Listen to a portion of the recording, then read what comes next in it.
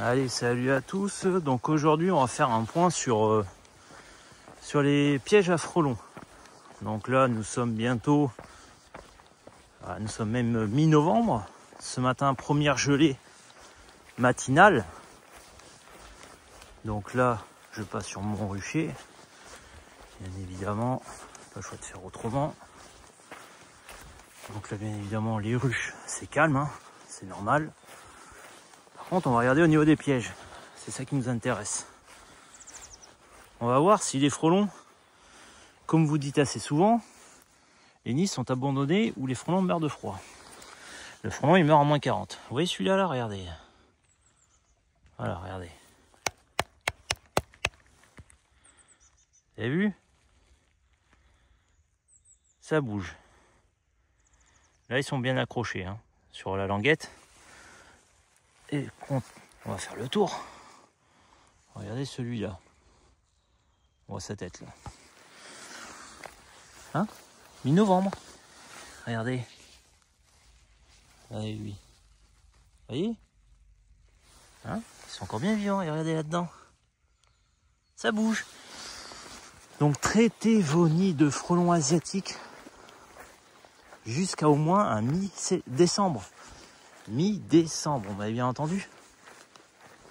Comment savoir si vous devez traiter un nid dans un arbre ou pas, ou ailleurs? Si c'est ailleurs, ça fait une grosse boule, vous verrez de l'activité.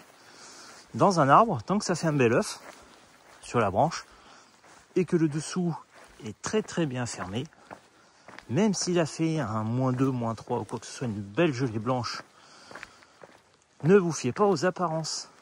Les frelons sont en moindre activité, mais ils sont pas morts. On est en pleine période de reproduction du frelon asiatique. Nous sommes que mi-novembre. Donc traitez vos nids jusqu'à au moins mi-décembre. Tant que le nid, je le répète, fait un bel œuf, c'est que c'est entretenu, c'est comme une maison. Par contre, si vous constatez le dessous du nid qui est complètement tombé ou vous constatez les premières galettes, là effectivement, ça ne sert plus à grand chose de faire quoi que ce soit sur ce nid. Mais, si le dessous est bien fermé, même un début décembre, même un 15 décembre, que tout est bien fermé, traitez vos nids. C'est-à-dire qu'il y a du monde qui l'entretient à l'intérieur, qui maintient la chaleur dans le nid. Je compare ça à une maison. Vous laissez une maison abandonnée, vous allez vite le voir. La végétation va pousser, il y a plein de trucs, des signes qui disent qu'il n'y a plus de vie dans cette maison. Les frelons, c'est pareil. S'il n'y a plus de vie dans un nid, la partie du dessous, donc la zone de décharge, tombe.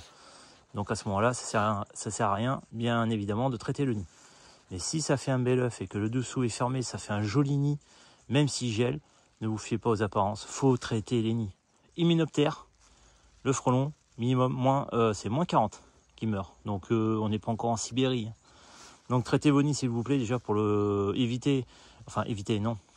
réduire, on va dire, la pression des frelons asiatiques l'année suivante. Faut piéger, donc mars-mai, il faut piéger septembre à décembre aussi. Tout frelon que vous chopez entre septembre et décembre, c'est des futures reines, donc des fondatrices qui sont fécondées, qui passeront l'hiver et sortiront l'année suivante pour faire un nid. Donc merci pour nos abeilles. Donc voilà, arrêtez d'entendre dire que cette saison ça sert plus à rien, les nids sont vides, parce que ça j'arrête pas de l'entendre et ça m'énerve. Des gens qui me disent oh bon on est mi-novembre, vous croyez que c'est bon traiter le nid? Bah oui, tant que le dessous est fermé et que ça fait un bel œuf, même s'il n'y a pas trop de frelons qui entrent et qui sortent, bien évidemment, c'est que c'est entretenu à l'intérieur, c'est maintenu à une certaine température, donc il faut les shooter. Donc shootez vos nids, s'il vous plaît, pour arriver à réduire la pression, notamment sur les abeilles, hein, tout simplement. Ok, donc voilà la petite astuce. Hein. Donc bel œuf, traité, le dessous qui est tombé, ça sert à rien. Allez, à très bientôt les amis.